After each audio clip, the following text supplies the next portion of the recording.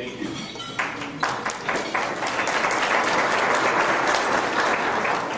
It is my pleasure to introduce our keynote speaker. Deborah Deras is the principal of Synergy Unlimited LLC, a professional training and development company. Deborah is committed to empowering Hispanics to develop leadership skills to thrive in their careers, live with purpose, and be powerful contributors in their communities. She is a sought-after international speaker, author, and leadership trainer.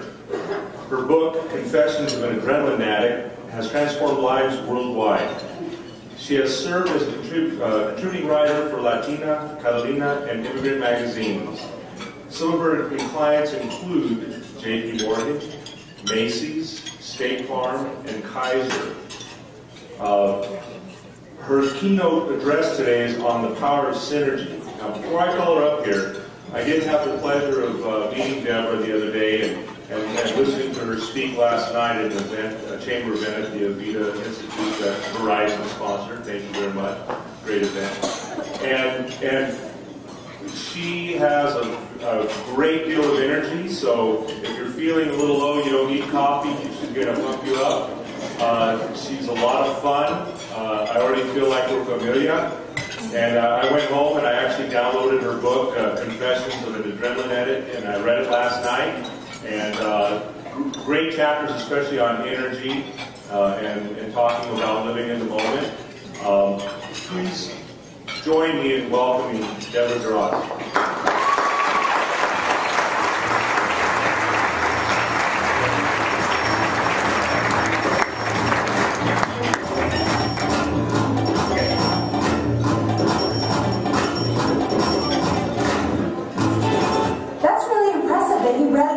Last night. I may declare you an official adrenaline addict, but I give you credit, full credit for that. Good afternoon and buenas tardes. How are you feeling? The chicken ate you yet?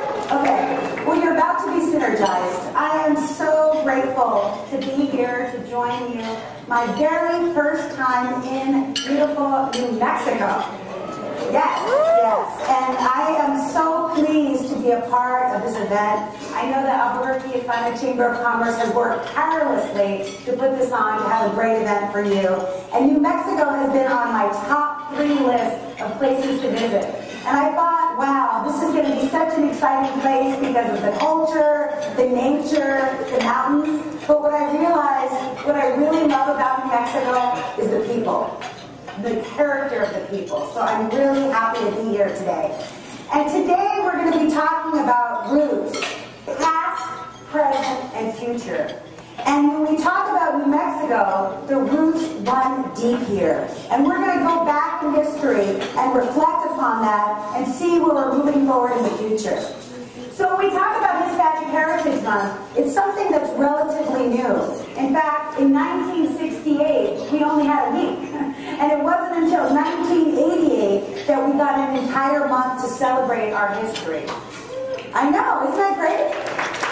And the reason that they picked September 15th to October 15th is many of us from the countries are celebrating our independence. And as we sit here in New Mexico, from Native American heritage, from Spanish heritage, from Mexican heritage, there is so much that we have within us that we're bringing forward for future generations. And in order to have that power, we need to reflect back and be proud about where we came from and look to the future of where we're going. And I just want to give you a little bit of a background about me besides my adrenaline addiction, which now you know. Everybody say, hi, Deborah, type A personalities, right? I know you. Some of you are on the board, no? And when I first realized my Hispanic heritage, I was kind of confused, to be honest with you, growing up. I was born in New York, and when you live in New York and you look like me, you're automatically Puerto Rican, right? And so I was just put in that box of Puerto Rican. I was teased a little bit on the playground, but still was proud to be Hispanic. And then I moved to Los Angeles, and I was automatically discovered I was Mexican. I was like, oh, okay, now I'm Mexican, right?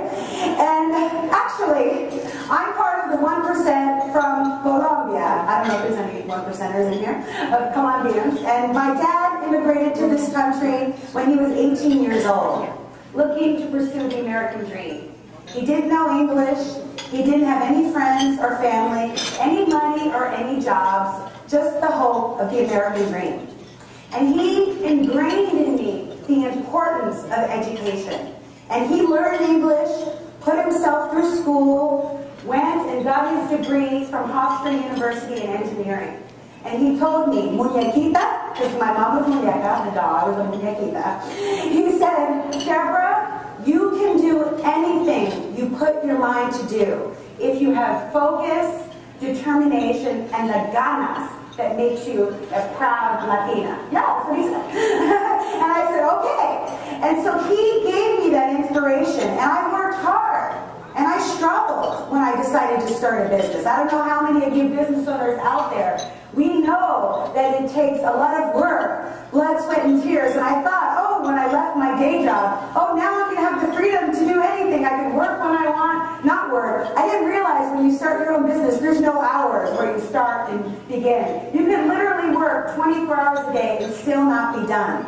But my dad said, el flojo trabaja doble. You know, the lazy one will do double work. He said to work smarter and not harder. And so he taught me these skills, and that's why I wrote the book, because I was working very, very hard and burning out fast. But I'll tell you about that in a minute. And being proud to be Hispanic. You know, I had to learn Spanish on my own, because by the time my dad decided to teach me Spanish at 8 years old, I had been teased so much that I said, you know, I'm going to cut down on Spanish right now. Let me get back to you later on. That was a big decision that I regretted later on, because learning Spanish has opened up so many doors for me. And I'm still continuing to learn. But I was able to get a full paid master's degree because of my Hispanic heritage. And I'm so grateful for that opportunity and to be able to give back to the community. And my dad is still waiting for me one day to come home with a PhD. And I said, Dad, you can either have a PhD or a BABY. Which one do you want? And so he chose both. He's greedy. He's like, you can do both. But first, I'm going to work on the baby. So, if you know any nice single men, just let me know. I'm kidding. Good-looking men here in New Mexico, by the way. So, I digress. So when we talk about the future, I was so proud watching the Republican National Convention and seeing your own governor, Susana Martinez, speak. Did you see her speak? My goodness. When she got up there and represented us as Latinas, represented us as Hispanics, represented you as New Mexicans, and told America how proud she was and what our issues are, and she said, in America, todo es posible. I was like, yes! I was just in my living room like, God, Susana, this is our future. And I was equally as impressed when I watched the Democratic National Convention, and I saw Julian Castro from San Antonio. And he shared his story. I was just like, we're taking over, what? And he shared his story of how his abuelita would make menudo to be able to pay for the hospital bills. And we are at center stage as Hispanics. I mean, everybody is talking about the importance of our community, right? And when you think about it, when you look at the numbers, $1 trillion market share, right? We are the fastest growing minority, with Latina-owned businesses growing faster than any other business. Mujeres, come on, right? The census is expecting by 2050 that we're going to be 30% of the population. And I know here in New Mexico, you're already the majority minority.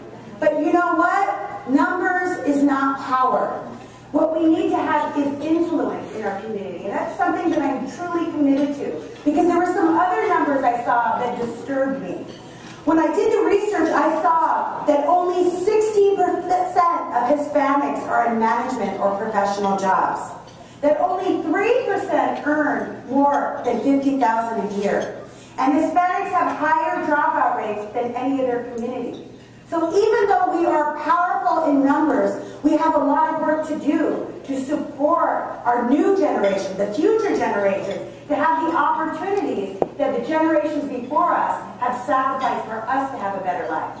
And I want to share with you one of the principles of the book. This book was written as an answer to my, you see, this is my own book for my co-author. I read it because I needed it. When I first started my business, I was suffering because I thought I needed to do everything by myself.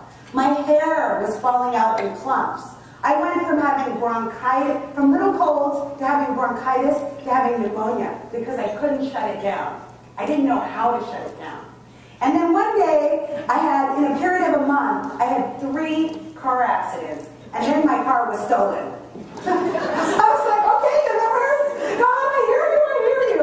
And I said, there's got to be a better way to be successful without compromising my health and well-being. To be of service to my community, I have to put on my oxygen mask first.